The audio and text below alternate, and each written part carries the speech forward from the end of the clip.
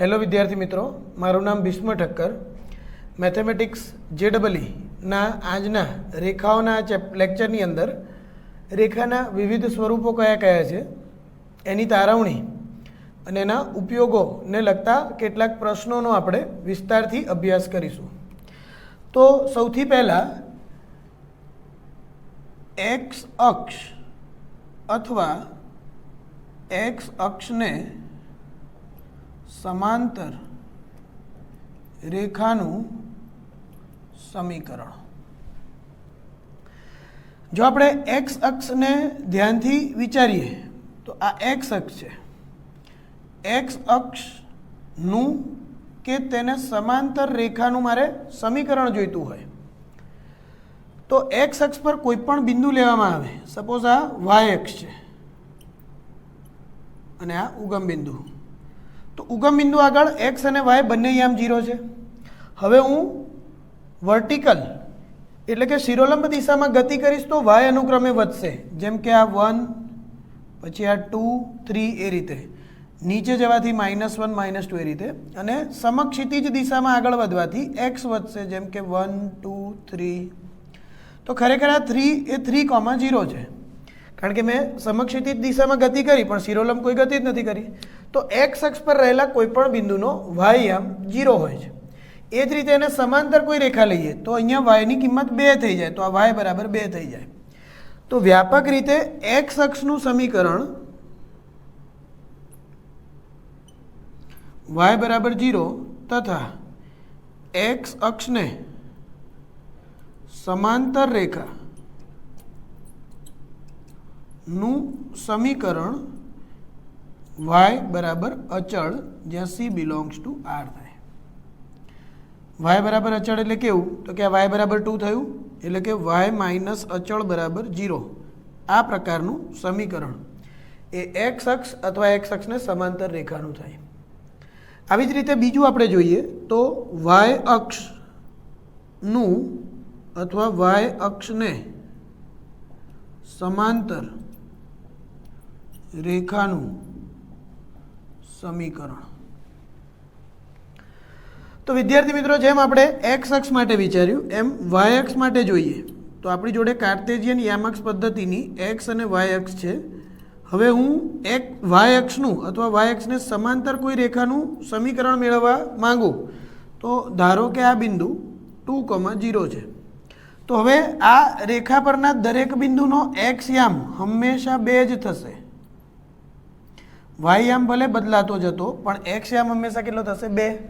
તો એક્સ એ અચળ થઈ ગયો અહીંયા આગળ. એ જ રીતે વાય અક્ષ ઉપર અહીંયા 0 0, પછી આ થશે 0 1, એ જ રીતે આ થશે 0 2, એટલે કે એક્સ યામ અચળ થઈ જાય. તો એક્સ બરાબર 0 એ વાય અક્ષનું સમીકરણ છે. એ જ રીતે વ્યાપક રીતે એક્સ બરાબર અચળ જ્યાં C બિલોંગ્સ ટુ R, એટલે કે એક્સ માઇનસ C બરાબર 0 તે એક્સ અક્ષને સમાંતર રેખાનું સમીકરણ છે.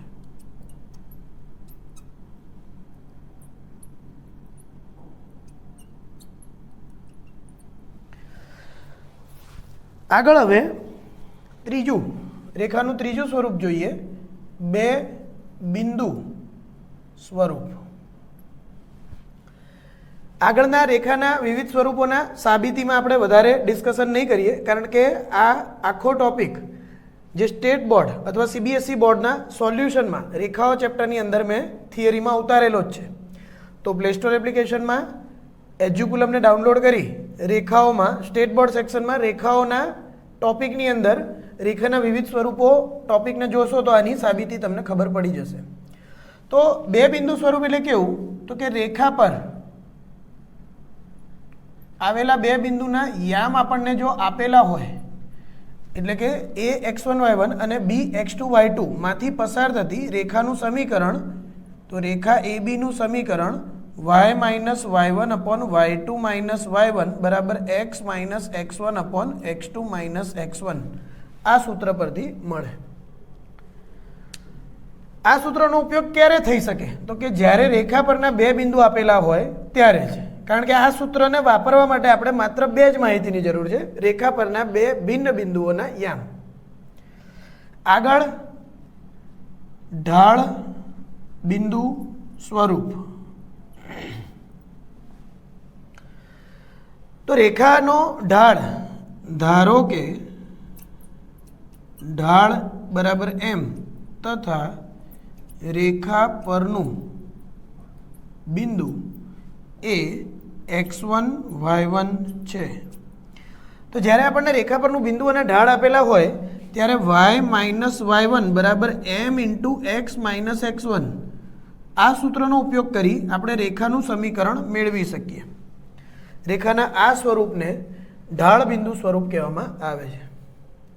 ધ્યાનથી જોશો તો નામની અંદર જે માહિતી આપેલી છે, જેમ કે અહીંયા ઢાળ, તો ઢાળનો ઉપયોગ થાય છે, બિંદુ તો બિંદુનો ઉપયોગ થાય છે. એટલે કે જે નામ છે એને અનુરૂપ જ એનું સ્વરૂપ બનેલું હોય છે. આગળનો ટોપિક હવે ડિસ્કસ કરીએ, રેખાનું નેક્સ્ટ સ્વરૂપ સમજીએ એ પહેલાં અંતઃખંડ શું છે એ સમજવું જરૂરી છે. તો આગળનો આપણો ટોપિક છે અંતઃખંડ, એને અંગ્રેજીમાં કહેવાય ઇન્ટરસેપ્ટ ઓફ લાઇન. એવું જરૂરી નથી કે રેખા જ અંતઃખંડ કાપી શકે. વર્તુળનો અંતઃખંડ હોઈ શકે, પરવલય, ઉપવલય, અતિવલય, કોઈ પણ વક્રનો અંતઃખંડ મેળવી શકાય. તો વ્યાપક રીતે અંતઃખંડ છે શું, તો એની વ્યાખ્યા જોઈએ. રેખાઓ માટે આપણે આ વ્યાખ્યાનું અભ્યાસ કરી રહ્યા છીએ, એટલે આપણે રેખાના સંદર્ભે જોઈએ. તો આપેલ રેખાએ ઉગમ બિંદુ ની સાપેક્ષે અક્ષ ઉપર કાપેલા અંતરને અંતઃખંડ કહે છે. તો આકૃતિ જોઈશું તો વધારે ખબર પડશે કે આ રીતે આપણી જોડે કાર્ટેશિયન યામાક્ષ પદ્ધતિ છે.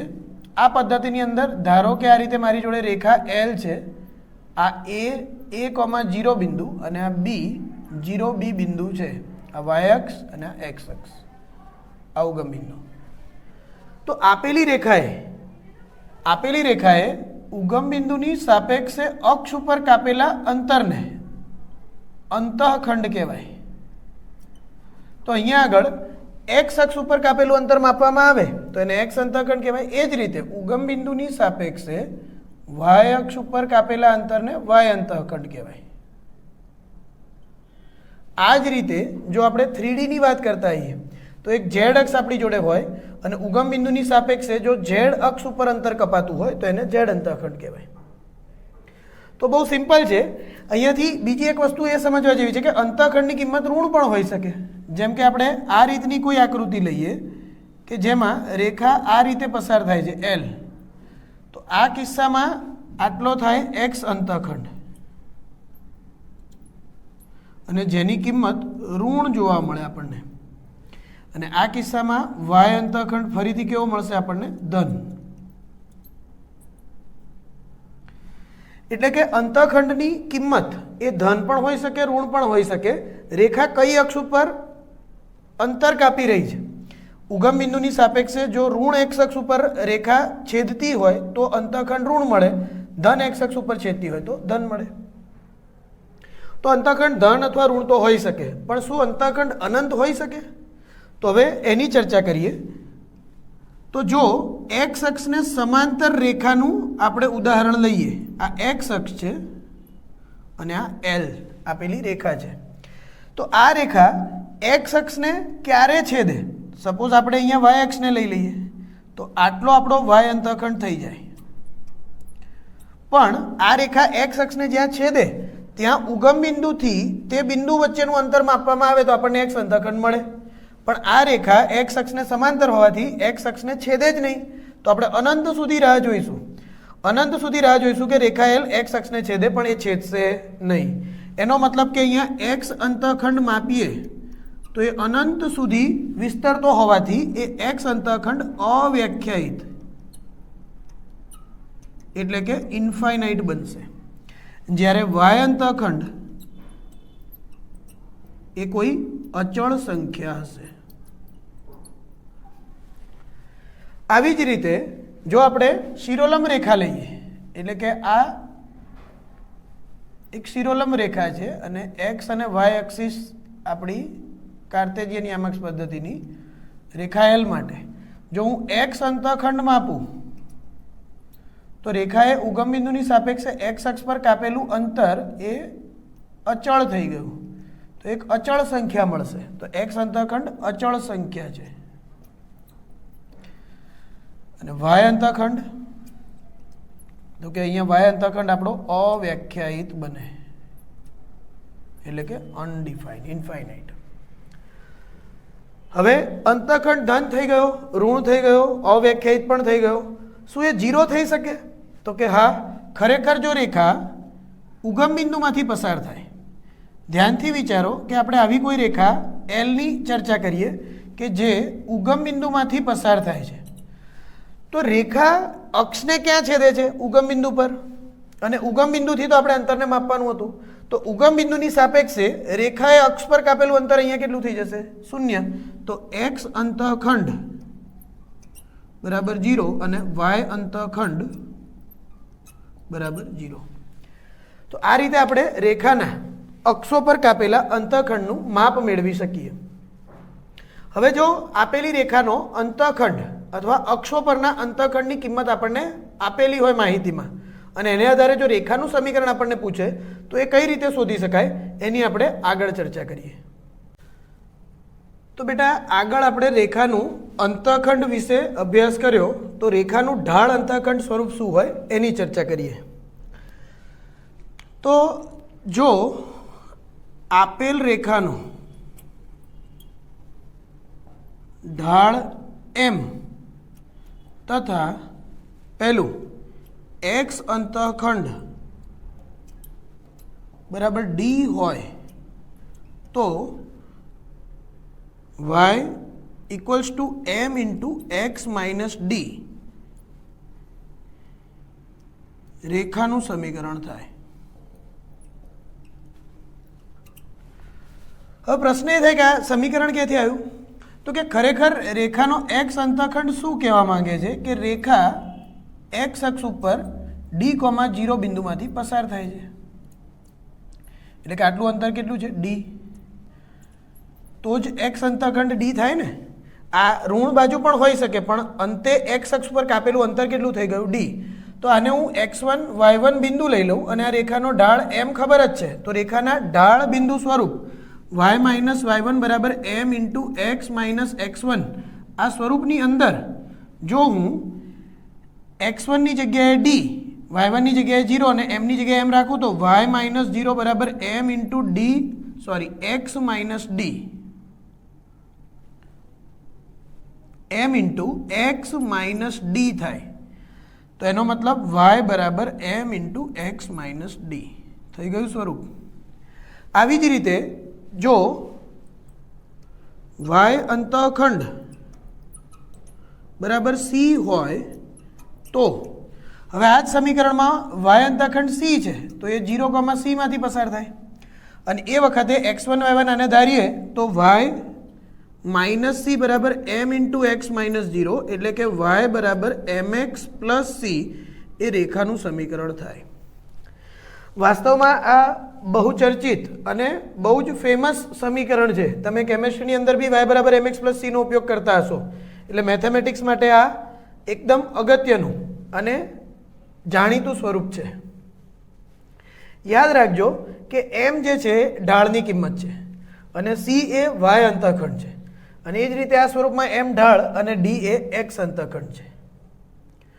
હવે કોઈ રેખાએ અક્ષ પર કાપેલા માત્ર 2 અંતઃખંડ જ આપ્યા હોય તો એ કિસ્સામાં રેખાનું સમીકરણ શું બને? તો આગળનું સ્વરૂપ છે આપણું 5મું સ્વરૂપ, રેખાનું અંતઃખંડ સ્વરૂપ. અંગ્રેજીમાં એને કહેવાય ઇન્ટરસેપ્ટ ફોર્મ ઓફ લાઈન. આ સમીકરણમાં ધારો કે રેખાના એક્સ અંતઃખંડ એ તથા વાય અંતઃખંડ બી હોય તો રેખાનું સમીકરણ એલ એક્સ અપોન એ પ્લસ વાય અપોન બી બરાબર 1 થાય. આ સમીકરણનો ઉપયોગ ક્યારે થાય? તો કે કોઈ રેખાએ એક્સ અક્ષ અને વાય અક્ષ પર કાપેલા અંતરો ખબર હોય, આટલું અંતર એ અને આટલું અંતર બી જ્યારે આપણે જાણતા હોઈએ તો એ સિચ્યુએશનમાં રેખાનું સમીકરણ આ રીતના કોઈ સૂત્રના મદદથી શોધી શકાય.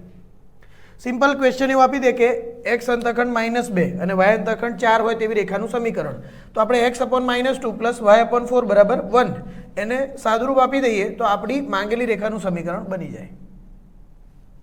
તો જો તમને સૂત્ર ખબર હોય અને એની અંદર આવતી કિંમતોનો અથવા અચળોનો શું મતલબ છે ખબર હોય તો તમે કોઈ પણ રેખાનું સમીકરણ આસાનીથી વાપરી શકો. આગળ છઠ્ઠું રેખાનું સમીકરણ છે રેખાનું અભિલંબ સ્વરૂપ. ઇંગ્લિશમાં એને કહેવાય નોર્મલ ફોર્મ ઓફ લાઈન. તો આ સૂત્રનો ઉપયોગ ક્યારે થાય? તો કે જ્યારે રેખા પર ઉગમ બિંદુમાંથી દોરેલા લંબની લંબાઈ પી અને આ લંબ એક્સ અક્ષની ધન દિશા સાથે આલ્ફા માપનો ખૂણો બનાવે તો રેખાનું સમીકરણ L X cos alpha plus Y sine alpha બરાબર પી થાય. હવે જે માહિતી અહીંયા આપેલી છે એ બધી કોની છે? લંબની છે. જેમ કે આપણે આ એક્સ અક્ષ અને આ વાય અક્ષ લઈએ અને ધારો કે કોઈ એક રેખા એલ આ રીતે આપેલી છે, આ રેખા એલ છે, તો આ કિસ્સામાં આ ઉગમ બિંદુથી આપેલી રેખા પર લંબ દોરવામાં આવે. ધારો કે આ એમ બિંદુ એ લંબપાત બિંદુ છે, તો ઉગમ બિંદુમાંથી રેખા પર દોરેલા લંબની લંબાઈ પી એકમ છે, એટલે કે આટલું અંતર આપણને પી જેટલું આપેલું છે અને આ લંબ એક્સ અક્ષની ધન દિશા સાથે આલ્ફા માપનો ખૂણો બનાવે છે. તો આવા કિસ્સામાં આ રેખા એલનું સમીકરણ X cos alpha plus Y sine alpha બરાબર પી થાય. અહીંયા એક વસ્તુ નોટ ડાઉન કરવા જેવી એ છે કે ઇક્વલ ટુની સામે આ લંબાંતર છે જે હંમેશા ધન હશે અને બીજું કે એક્સ તથા વાયના સહગુણકો ના વર્ગનો સરવાળો એટલે કે sine square alpha plus cos square alpha બરાબર 1 થશે.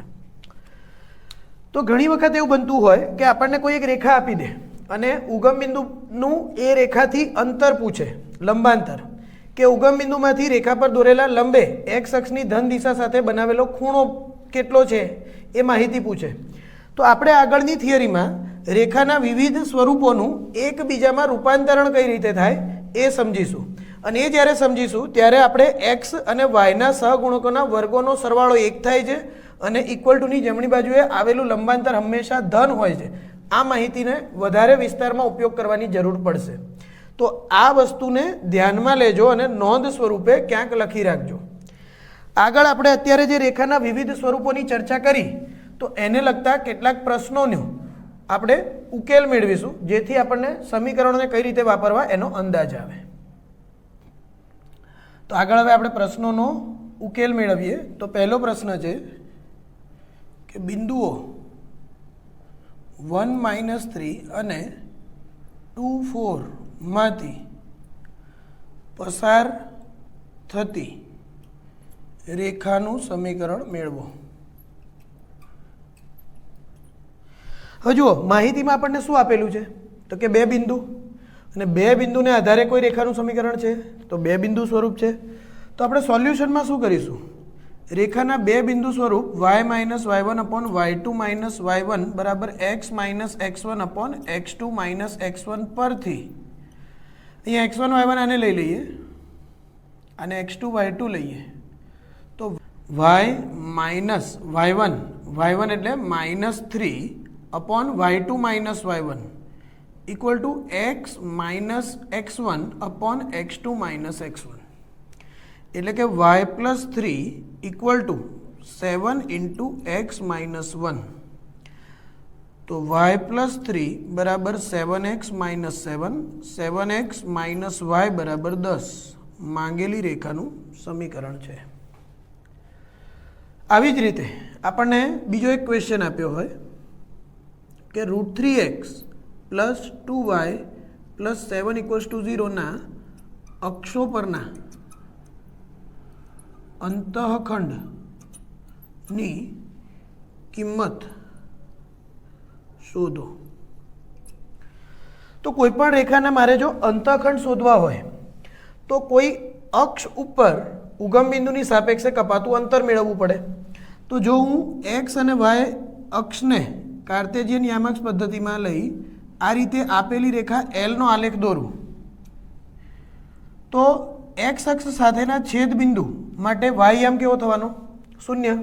તો આ સમીકરણમાં અહીં y બરાબર 0 લેતા y ને 0 લઈ લઈએ તો √3x બરાબર -7 એટલે કે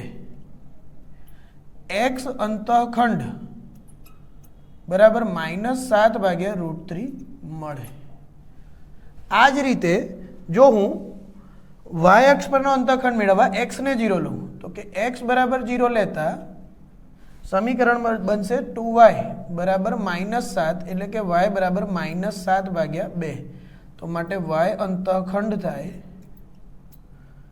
-7 ભાગ્યા 2. આગળ એક બીજો પ્રશ્ન જોઈએ કે જો ત્રિકોણ ABCના શિરોબિંદુઓ અનુક્રમે A 10 4 B -4 9 અને C -2 -1 હોય તો ત્રિકોણ ABC ના શિરોબિંદુ A માંથી પસાર થતા વેધનું સમીકરણ શોધો.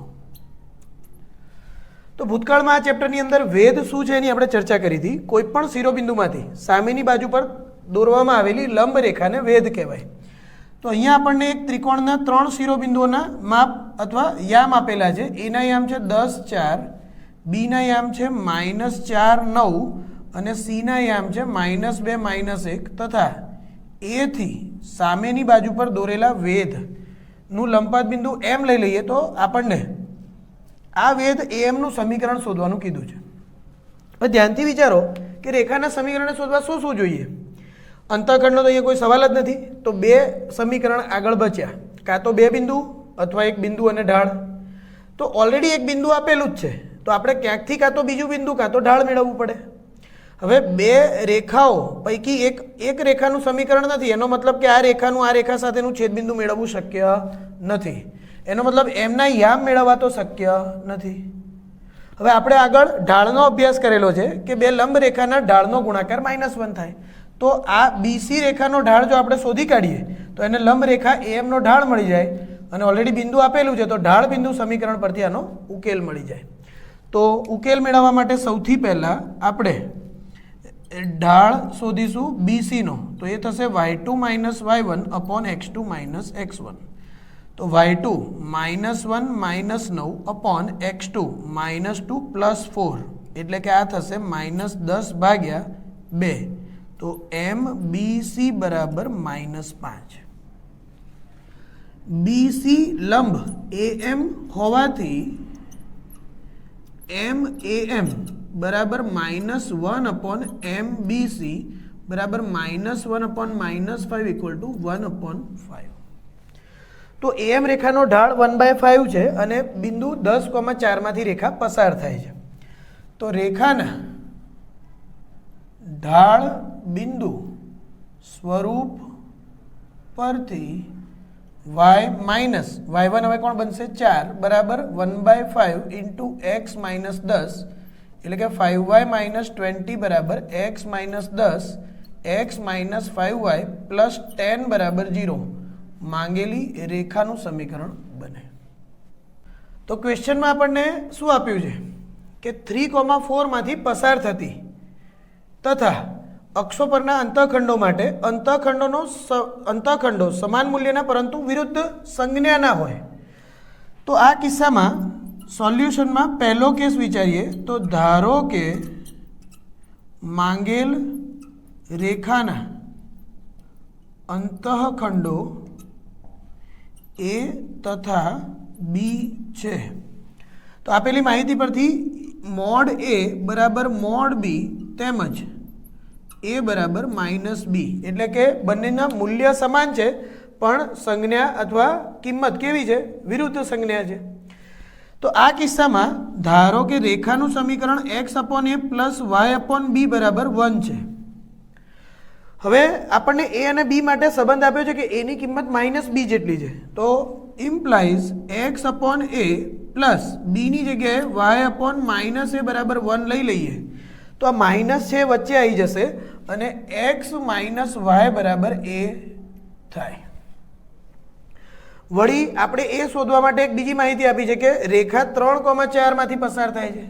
તો કે 3,4 રેખા પર હોવાથી રેખાના સમીકરણનું પાલન કરે માટે 3 - 4 બરાબર એ ઇમ્પ્લાઇઝ એ બરાબર -1 અને જો એ બરાબર -1 હોય તો બી બરાબર શું થઈ જાય? 1. તો રેખાનું સમીકરણ x upon -1 plus y upon 1 equal to 1 એટલે કે -x પ્લસ y બરાબર 1 થાય. બીજા કેસમાં a પ્લસ બી બરાબર 14 આપેલ છે. હવે એકબીજાથી વિરુદ્ધ સંજ્ઞાના કે સમાન મૂલ્યવાળા અંતઃખંડ નથી પણ અંતઃખંડોનો સરવાળો આપણને 14 આપેલ છે. તો અહીંયા ફરીથી આપણે બીને એ સ્વરૂપે લખીએ તો બી બરાબર 14 - a થાય. આ કિસ્સામાં બેટા આ જ સમીકરણમાં એક્સ અપોન એ પ્લસ વાય અપોન બી બીની જગ્યાએ 14 - a લખીએ તો એની કિંમત આપણને 1 જેટલી મળે. હવે જો ચોકડી ગુણાકારથી લસાવ લઈશું તો 14 - a into X plus A Y બરાબર a ઇન્ટુ 14 - 1 સોરી a. વળી આ રેખા પસાર ક્યાંથી થાય છે? તો કે 3,4 માંથી. તો x ની જગ્યાએ હવે 3 લઈ લઈએ તો 14 તરી 42 - 3a પ્લસ y ની જગ્યાએ આપણે 4 લેતા તો 4a is equals to 14a - a square.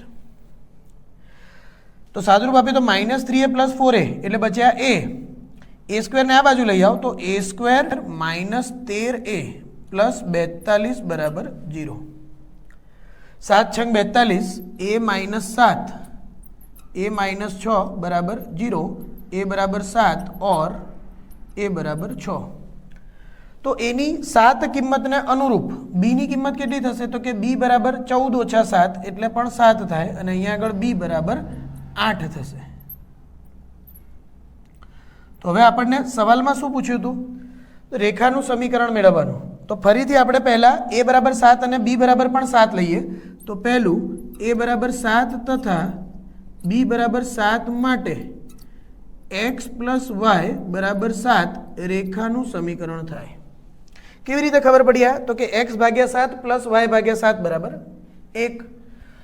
બીજું કે a બરાબર 6 અને b બરાબર 8 માટે x ભાગ્યા 6 પ્લસ y ભાગ્યા 8 બરાબર 1 એટલે કે 8x પ્લસ 6y બરાબર 48 એટલે કે 4x પ્લસ 3y બરાબર 24 માંગેલી રેખાનું સમીકરણ થાય.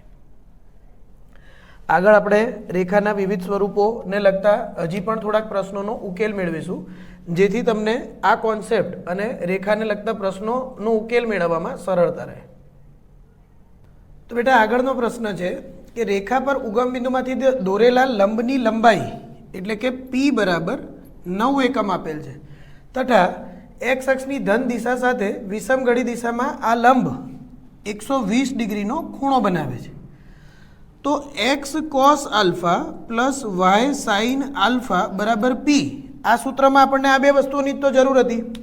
आपेली रेखा एक्स अक्षनी धन दिशा साथे बनावेला आपेली रेखा पर उगम बिंदुमांथी दोरेला लंबनी लंबाई पी जेटली अने एक्स अक्षनी धन दिशा साथे बनावेलो खूणो ए अल्फा होय तो ए किस्सामां आ किंमतोने आपणे समीकरणमां मूकीशुं। तो X cos 120 degree plus Y sine 120 degree equal to P एटले के 9 X cos 90 plus 30 plus Y sine 90 plus 30 बराबर 9।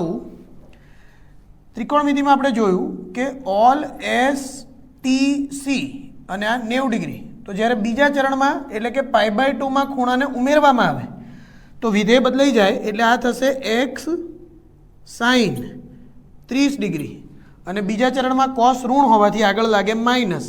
ए ज रीते वाय कॉस 30 डिग्री परंतु बीजा चरण में साइन धन होवाथी ए रहेशे plus equal to 9 sine 30 degree थाय -x/2 plus Y into √3/2 equal to 9 एटले के आपणे जो लसानी किंमत ने सामे गुणी दईए तो -x प्लस √3y बराबर 18 एटले के x माइनस √3y प्लस 18 बराबर 0 ए मांगेली रेखानुं समीकरण थाय।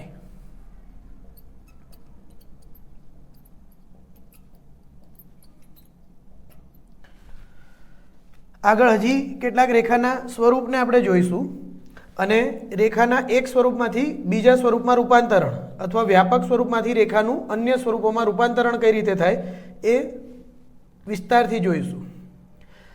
तो आजना लेक्चरमां जेटला पण रेखाना समीकरणोनो आपणे अभ्यास कर्यो एने बराबर तैयार करी आ प्रश्नोनो अभ्यास करो अने वधारे प्रश्नों माटे सीबीएसई बोर्डनी जे टेक्स्टबुक छे ते अथवा ए सिवाय आपणी एप्लिकेशननी अंदर जे एसाइनमेंट में अपलोड करेला छे सोल्यूशन साथे एनो तमे उपयोग करी सको छो। तो विद्यार्थी मित्रों आवता लेक्चर में आपणे रेखाओना आगळना टॉपिक साथे डिस्कशन ने कंटिन्यू करीशुं। आवजो। Hello friends, if you like our content and videos then please like, share and subscribe our YouTube channel Educulum and do not forget to press the bell icon. You can also follow us on our Facebook page Educulum Gurukul, our Instagram page Educulum. Also for more videos and assignments and handwritten notes, exam papers, you can download our Play Store application Educulum. Thank you for your support. Keep watching our videos. Goodbye.